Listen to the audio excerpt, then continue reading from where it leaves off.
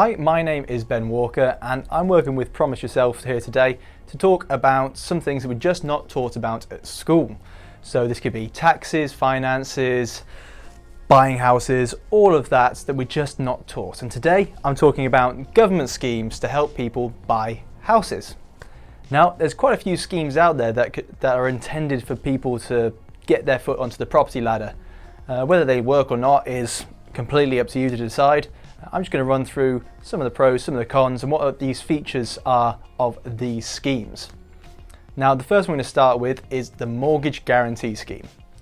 Now, rather than directly affecting the borrower, this is for the lender. So, generally, a 5% deposit is seen as quite a low deposit by lenders. 5% deposit would be £5,000 if you're trying to get a loan of £100,000. Now, lenders see this as high risk. So what the government's trying to do is basically guarantee a certain amount of that money that the lender lends to the borrower will be protected. So this should, in theory, make 5% mortgages and loans more affordable for both the lender and the borrower. So in theory, great, it should work. Whether or not is a completely another matter.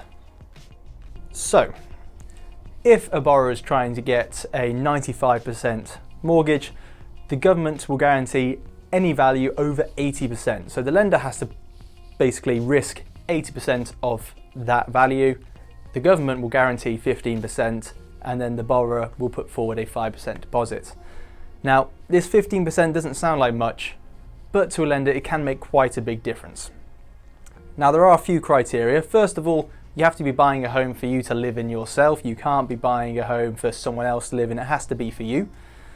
Secondly, you have to be providing between 5 and 9% deposit.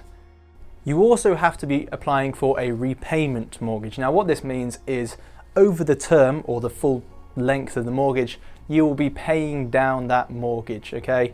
So you'll be making payments until eventually you'll own the property outright. Now, this scheme is available for new builds and old build homes, so there's quite a lot of variety there of the houses you want to get, but there is a price limit of £600,000, but for a first-time buyer that should be plenty.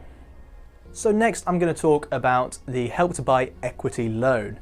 Now, this is a loan from the government that essentially, if you have a 5% deposit, they'll give you another 20% loan, which means your deposit will be 25% instead of 5%. Now, in theory, this makes any borrower for a mortgage a much more attractive opportunity, because a 5% deposit seems quite risky, whereas a 25%, not so bad. So in theory, this could mean that you get more offers from lenders, and you should, in theory, get better offers from lenders with lower interest rates. So this could end up saving you a little bit of money too. Now, some things that you have to fulfill to be eligible for the Help to Buy equity loan. First of all, you have to be a first-time buyer. Secondly, you have to have a 5% deposit. Thirdly, you have to be buying a new build home from a specified new builder. There's only certain builders that are registered with the government, and they have to be one of these. Fourthly, you cannot exceed the price cap. Now, in London it's £600,000, whereas in the northeast it's around £180,000. So the price cap does vary. It's worth checking out. If you want to find out more about that price cap, just go to either the Promise Money website where there's a post on it, or you could go to the government's website. Now, with this loan, the first 5 years are interest free. Now, what this means is you can borrow the 20%, and for the first 5 years you're not going to have to pay any extra on top of that 20%.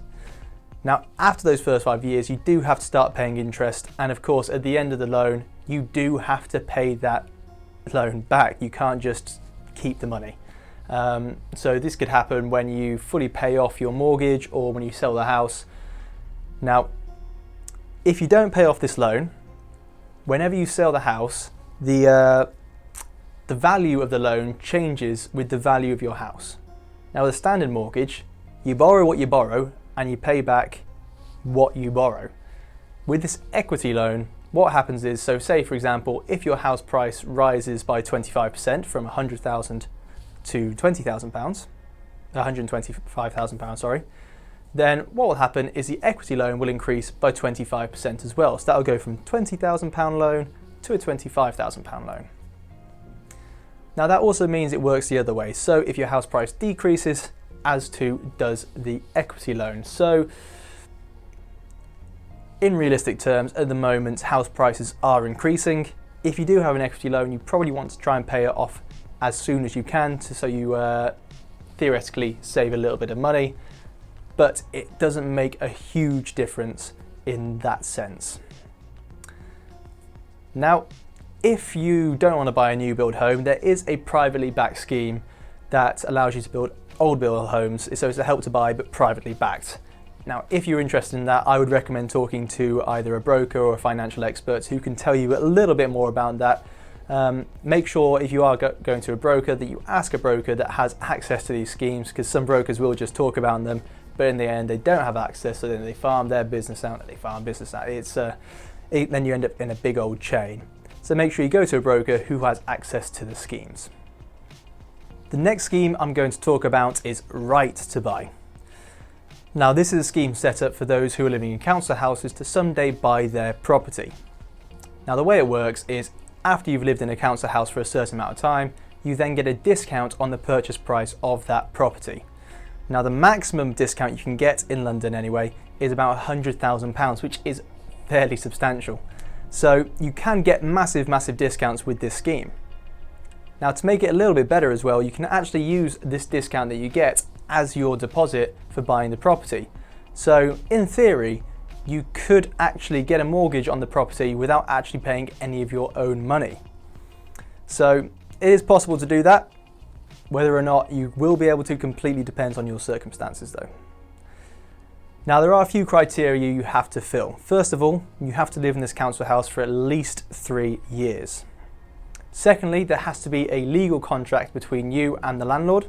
And thirdly, the house has to be self-contained. That means you can't share facilities with other people. It all has to be yours, basically. Now moving on to the next scheme, which is shared ownership. So this is where you actually buy a portion of your property. It can be between 10% to 75%, and then the rest of it you'll pay rent on. Now, it's worth bearing in mind that of course you are still paying rent, but you can use this to basically increase the percentage of your deposit. So if you're interested in buying a £200,000 house, but you have a £10,000 deposit, that's only a 5% deposit. But if you use shared ownership and you buy 50% of the property, that's £100,000, you got a £10,000 deposit, that's now a 10% deposit, which in theory should get you more offers from lenders, and also should get you better offers. So lower interest rates and that kind of stuff, but that's not a guarantee. It's also possible with shared ownership to staircase. Now what this means is, if you buy 50% of your property, over time you can buy extra chunks until you own more and more and more of the property, up to 75%. Now of course you are still paying rent on the remaining portion, so you really don't want to be you want to pay as little rent as possible really. So try and staircase if you are using the scheme as quickly as possible, but it is possible to do it in 1% installments, which is much more affordable than it used to be. You used to have to do it in 25%, so that's much better. The final scheme I'm going to mention is first homes. Now this is where you actually get a reduction on the price of the property at the point of sale. So you could get it reduced by at least 30%, which is an absolutely massive saving. But in some areas you could actually get that reduced all the way by 50%. So again, even bigger saving, great. Now this means that you'll actually be paying less money, you use smaller deposit, and you get full ownership of the property, which means you don't have to pay rent on it like you would have to with a shared ownership. So there are some criteria you have to fill. First of all, you have to be a first-time buyer. Secondly, you can't be earning over around £80,000 or £90,000 in London per year. And also there are price caps. So the actual purchase price of the property cannot exceed these price caps, which in London is £420,000. Again, it's quite high. On top of this price cap, the property has to be your only property. You can't have loads of these. And also the mortgage, the amount you borrow, has to be worth at least 50% of the market value of the property. Now, once you buy this first home and have the discount, you can't then buy out the rest of that discount. You can't then pay it off and own 100% of the property. That discount will stay with that house for life. So it's worth bearing that in mind, because it's meant to help future first-time buyers buy cheaper houses as well. Now, there are still more schemes out there. So if I were you, I would go onto the government website, have a look at these schemes, see which one will work best for you, and do your research. As always, do your research. Hopefully you've learned a little bit from this video here today. My name's been Ben Walker, and hopefully I'll see you guys again soon.